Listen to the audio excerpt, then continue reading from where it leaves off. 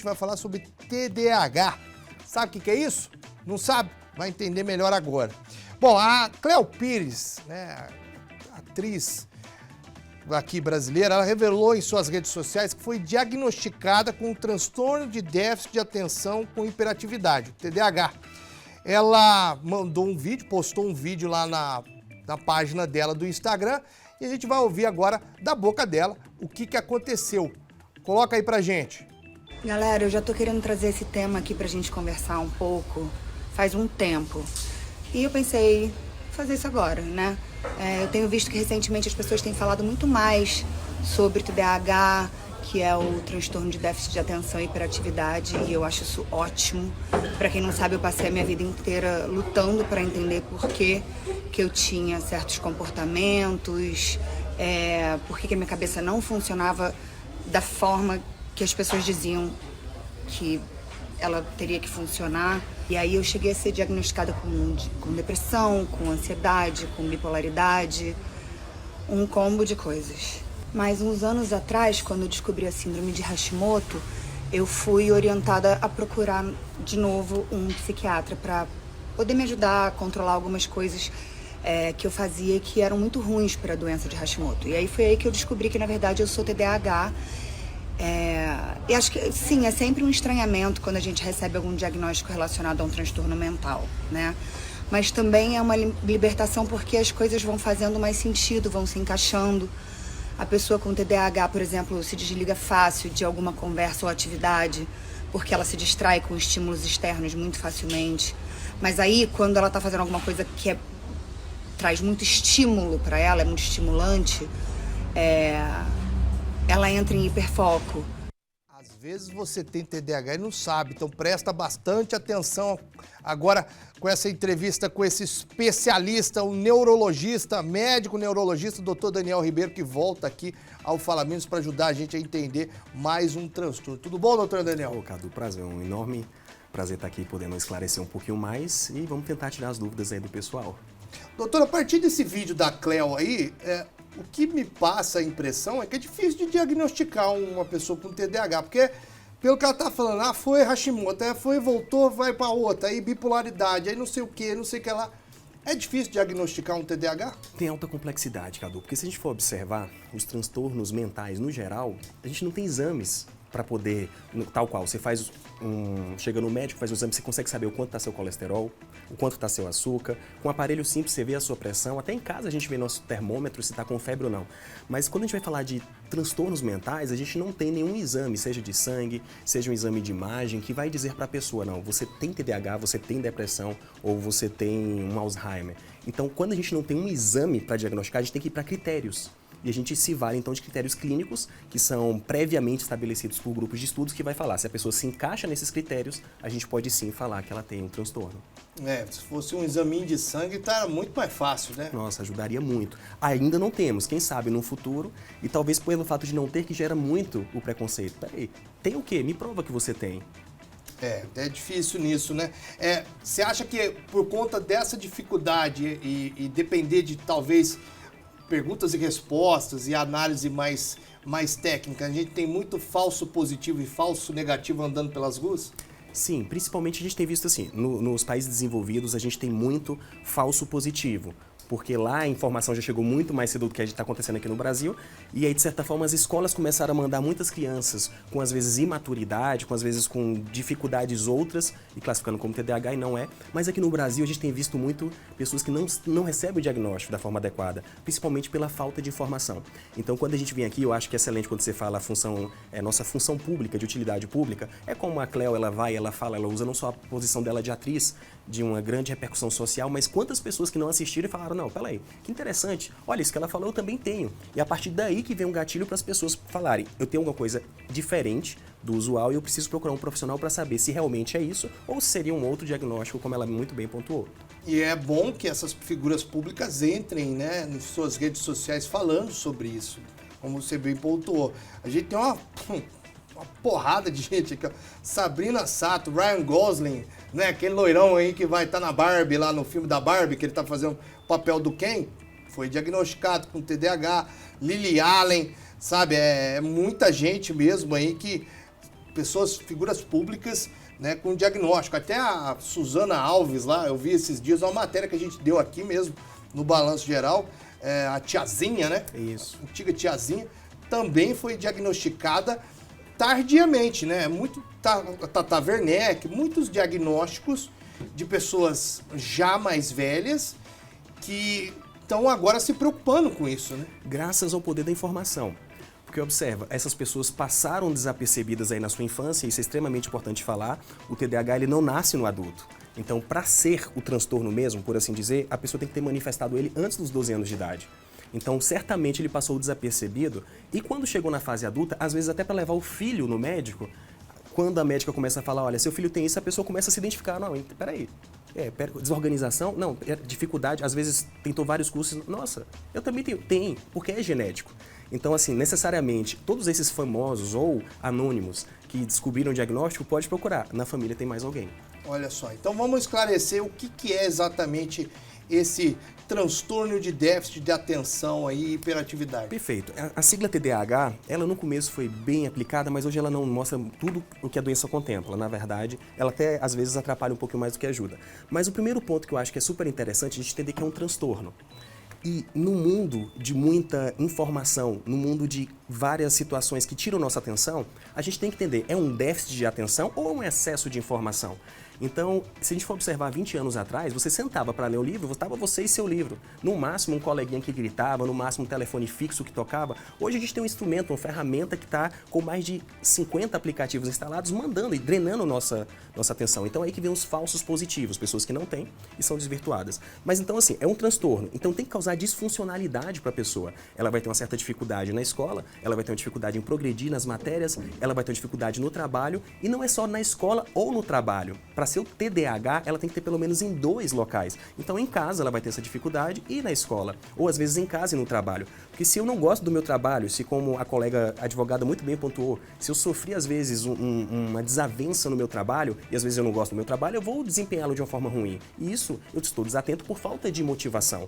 Mas se em minha casa isso se repete, então tem que ser um transtorno que vai causar, normalmente, ou desatenção, hiperatividade ou impulsividade, ou os 3 juntos, em mais do que 2 ambientes, sendo que isso tem que ter começado antes dos 12 anos de idade.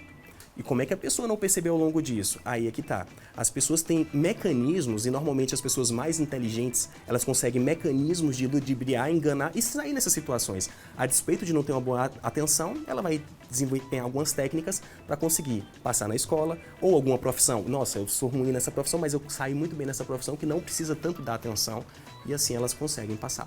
O que é exatamente esse hiperfoco que a Cleo fala no vídeo dela? Perfeito. Isso é interessante, porque quando eu falo que o déficit de atenção, ele não é tão bem, a sigla TDAH, dizendo que é um déficit de atenção, ele não é bem apropriado, porque em determinado momento a pessoa com déficit de atenção, ela tem muita atenção. E para a gente entender, seria mais ou menos o seguinte, o nosso cérebro, ele produz uma substância chamada dopamina, nessa região frontal, córtex pré-frontal, que ela é responsável por manter nossa atenção.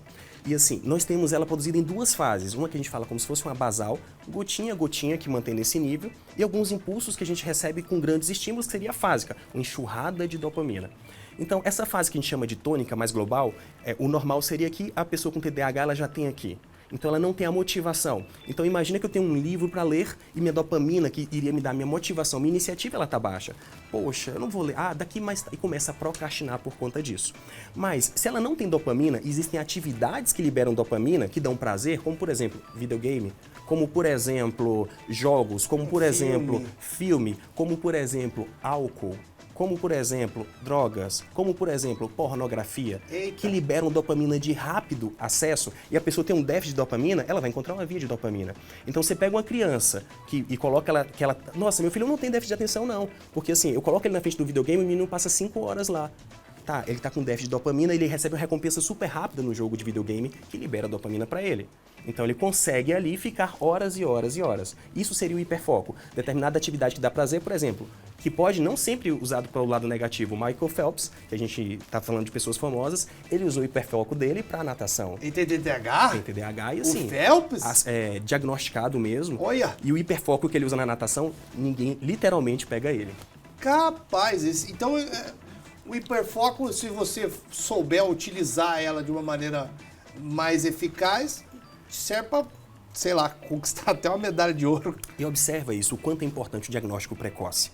Porque a pessoa precisa de dopamina, Cadu. Se ela vai encontrar dopamina da forma correta ou da forma incorreta, indevida, e não é porque ela quer.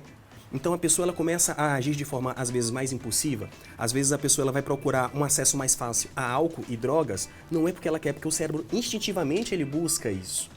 E de repente a pessoa entra nessa vida, sendo que se ela tivesse uma intervenção precoce, muitas vezes cedo, para mostrar, não, peraí, eu tenho uma via bacana de dopamina para você aqui, seja ela medicamentosa, seja ela com hábitos de vida, seja ela um conjunto multidisciplinar que dá dopamina de uma via que não cria dependência, que não cria uma capacidade da pessoa perder o emprego no futuro, observa como é que você muda o desfecho. E é engraçado que muitos pacientes adultos, às vezes quando eles procuram a gente no consultório, e eles se identificam nessa situação, é um choque no momento que recebe o diagnóstico. Eles falam, peraí, agora faz sentido e já se imaginam onde eu poderia ter ido.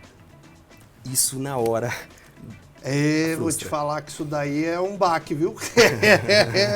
Na hora que chega o diagnóstico, minha vida faz sentido. Como é que o TDAH, ele pode prejudicar o desempenho acadêmico e no trabalho? Sim, sim. Até porque para ser transtorno, tem que causar essa perda de desempenho. Porque é interessante a gente lembrar que não existe um tudo ou nada. Por exemplo, não existe branco ou preto no TDAH, é um espectro. Então, eu vou ter pessoas com TDAH mais leve, eu vou ter pessoas com TDAH mais... Mas tem que causar o transtorno, tá?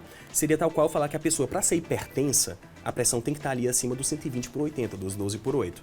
Então, abaixo disso não é hipertenso. Mas eu posso ter uma pessoa com pressão de 13 por 9, como eu posso ter uma pessoa com a pressão de 20 por 10. As medidas vão ser diferentes e os transtornos vão ser diferentes, mas tem que ter transtorno. E aí, você imagina, se é uma capacidade do neurodesenvolvimento, ou seja, você nasce com seu cérebro não está pronto. Ao longo da sua vida, a área da atenção ela vai ser formada nessa região frontal e algumas pessoas vão ter essa dificuldade de formação. Então, se ao longo do desenvolvimento isso não vai ser formado, imagina o nível de competitividade que você colocar uma pessoa que tem a sua atenção normal com outra pessoa sentada na mesma cadeira que ela não tem atenção normal. Então, no momento que a professora fala, presta atenção, os dois conseguem, de forma volitiva, eu quero olhar para o quadro. Mas quem tem a dopamina baixa, ele não consegue manter o foco lá. E de repente um passarinho cantou lá fora, ele já está no passarinho, aí de repente caiu, tem um coleguinha que está riscando a cadeira, ele já está olhando para aquele risco na cadeira e ele se perde em meio aos estímulos externos, enquanto a pessoa ela consegue de maneira volitiva, porque ela tem a quantidade de dopamina, que mesmo que seja chato assistir uma aula, ele sabe que é necessário. Então ele consegue perpetuar muito ali. Então já começa aí uma certa disparidade na capacidade que a pessoa vai poder chegar lá na frente numa profissão. Olha como é que é curioso disso, né? Há pouco tempo, acredito que hoje mudou bastante, mas eu lembro na minha época de infância e juventude, não era visto como algo, como uma doença, né? Ou como, de fato, é um transtorno. Era preguiçoso, né? Você tinha uma diminuição daquela criança, né? Você reduzia a criança, você falava que essa criança ela era preguiçosa, ela não queria estudar, não queria ir para a escola, ela não queria aprender. E principalmente quando tinha a pessoa olhando para o nada, parecia que era meio bobo até, né? Que era, de uma maneira, né? De fato, era horroroso isso. Hoje a gente entende o tanto que é prejudicial, e isso eu quero entender...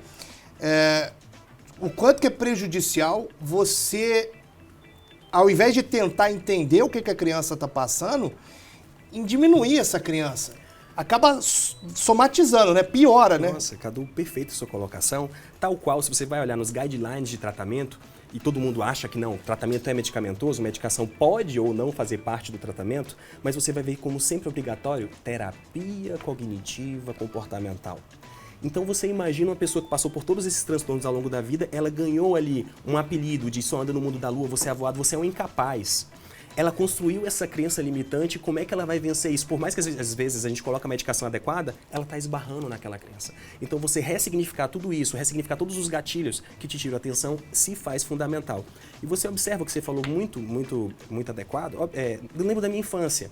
Então todo mundo lembra na sua infância, principalmente a gente aí que já tem uns certos anos de vida a mais, algum coleguinha parado, olhando para o mundo da lua e ele foi taxado ali de é bobão, ele não presta atenção. E Às vezes a gente teve colegas, e eu tenho colegas que participaram do mesmo círculo meu de escola social e por conta de uma deficiência não identificada, um transtorno não identificado lá atrás, hoje eles não conseguiram chegar no potencial máximo que eles tinham desenvolvido. E aí imagina, se a pessoa tem um nível de intelectualidade, consegue de certa forma contornar, ótimo, ela vai conseguir se dar bem. Mas se a pessoa tem alguma dificuldade de intelectualidade, ou pior, recebe às vezes punição de colegas, isso gera uma crença limitante, ele fala, eu não vou conseguir. Mas tá, chegou com 18 anos, eu e ele vamos prestar uma prova de vestibular, eu não tenho problema de atenção, ele tem problema de atenção. A gente recebeu o mesmo treinamento. Se ele não consegue, mas ele vai precisar do sustento, da subsistência dele. Poxa, eu preciso receber dinheiro, o que eu vou fazer? Pode ir até para vias alternativas. Então eu tenho colegas tal quais tiveram a mesma formação que eu hoje, eu tenho, infelizmente, dois colegas que estão detidos. E a gente vai voltar na história para lembrar, eles realmente tinham um transtorno de déficit de atenção. Uma última pergunta para a gente encerrar, que é uma pergunta até mesmo de uma querida que mandou aqui, mas não mandou o nome, então não consigo identificá-la. Mas ela perguntou, qual que é o tratamento? É medicamento, faz terapia? Perfeito. A gente vai ver o grau. A primeira coisa, tem que passar por um especialista. Não adianta você fazer um teste de internet. Tem que ter o diagnóstico. Tem que ter o diagnóstico. Sem o diagnóstico, eu não vou saber se é um transtorno ou se não é outra doença. Diversas doenças mimetizam. Depressão, transtorno de bipolaridade, ansiedade. Sabendo o diagnóstico, eu vou ver o quanto isso está interferindo na capacidade de vida da pessoa.